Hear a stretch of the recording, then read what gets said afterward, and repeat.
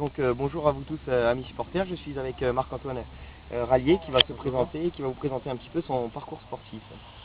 Et bien, Marc-Antoine Rallier, donc moi j'ai commencé le rugby à l'âge de 5 ans à côté de Nantes.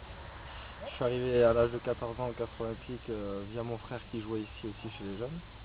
Et voilà, après j'ai fait 7 ans au Castres Olympique. Après j'ai été prêté la 8e année à Colomiers pour revenir ici au Castres Olympique, donc ça va faire ma 8e année ici. Alors depuis ton retour, comment tu te sens dans ce groupe? Comment tu trouves que ça bouge? Ça va parce que devant ça fait 2 ans qu'ils ont gardé à peu près la totalité du groupe, donc je me retrouve un peu, je retrouve les repères et puis je suis un peu d'ici, je suis depuis l'âge de 14 ans même si j'ai toujours un peu le cœur nantais, mais non, je m'en sors très bien, ça va. Bon, par rapport au premier match avec cette petite déconvenue à Perpignan, alors que ce qu'on avait vu en match de préparation, on s'attendait quand même à avoir un autre CO du visage que l'on ait pu voir. Comment vous avez senti ce match? Comment ça s'est passé et comment vous pouvez expliquer cette petite déconvenue? C'est dur à expliquer, moi je pense qu'on n'a pas été assez opportuniste, on n'a pas marqué quand il fallait, mais après c'est une faute, la faute de toute l'équipe.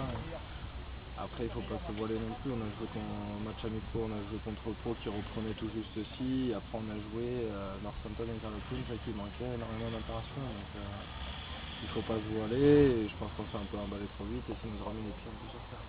Justement, vous avez eu ce petit rachat face au Stade Français en prenant, on va reprendre Scott Murray qui part en scooter, ça change, hein. Chaque fois c'est lui de toute façon, voilà. Donc on reprend. Donc oui, par rapport à ça, ce petit rachat face au Stade Français avec 5 points, c'est vraiment un match totalement accompli, quoi. C'est bien, au moins c'est comme si on venait ici et qu'on allait chercher le point de bonus défensif à Perpignan. Mais après je pense qu'il ne faut pas s'emballer et bien préparer le match de Biarritz pour vendredi soir. Ça peut être un match piège pour toi, le match de Biarritz?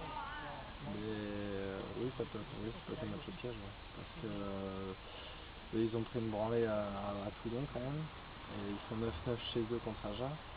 Donc je pense qu'ils vont être un peu dans la même situation, et plus grave que nous la semaine dernière, parce que nous on avait perdu à l'extérieur, et je pense qu'on aura d'autres qui perdront à Perpignan. Mais ouais, je pense que pour eux ça doit chauffer un peu, donc ouais, ça peut être un match piège. Il faut savoir les prendre devant et même derrière, et puis après on verra. Il faut faire le rugby, le combat, la base, et puis ça passera, il n'y a pas de raison, mais il faudra se méfier, je pense. C'est clair qu'on voit que depuis que les équipes ont perdu leurs internationaux, il est intéressant aussi pour des équipes de budget moyen comme la nôtre, de pouvoir rencontrer certaines équipes et souvent, comme tu as dit tout à l'heure, il faut rester les pieds sur terre et pas s'emballer, quoi. Ouais, il faut rester les pieds sur terre parce que derrière les internationaux, souvent ils ont des jeunes aussi. Et les jeunes ils sont morts de faim et ils attendent qu'une chose, et la preuve c'est Toulon qui est plein de stars.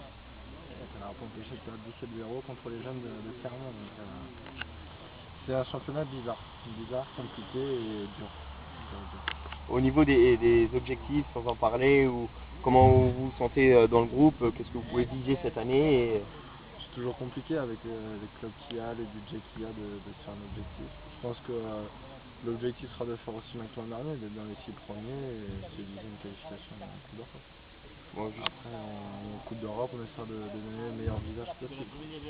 Tout en sachant que c'est des matchs qui peuvent être bons pour des jeunes, même comme vous, qui ne sont pas pour le moment titulaires et qui peuvent vous permettre d'acquérir de l'expérience et un niveau au-dessus, quoi. Est-ce que tu peux rassurer les gens et nous dire que tu es bien talonneur et pas trois quarts? Parce que beaucoup nous posent la question et nous disent: mais vous êtes sûr qu'on peut pas le mettre au centre, celui-là? Non, je suis bien talonneur, mais un jour peut-être qu'on passera un devant le 2. Ah, on sait jamais. Bon bah écoute, un petit mot pour finir, alors au niveau des supporters, si tu as envie de remercier, faire quelque chose, dire quelque chose. Ouais, je remercie tous les supporters, ça fait toujours plaisir de voir qu'il y a du monde qui nous suit sur le bord du terrain. Et j'espère que ça continuera et qu'il y aura encore plus de monde et encore plus de bruit au Pierre-Antoine. Bah écoute, merci beaucoup. Allez, merci.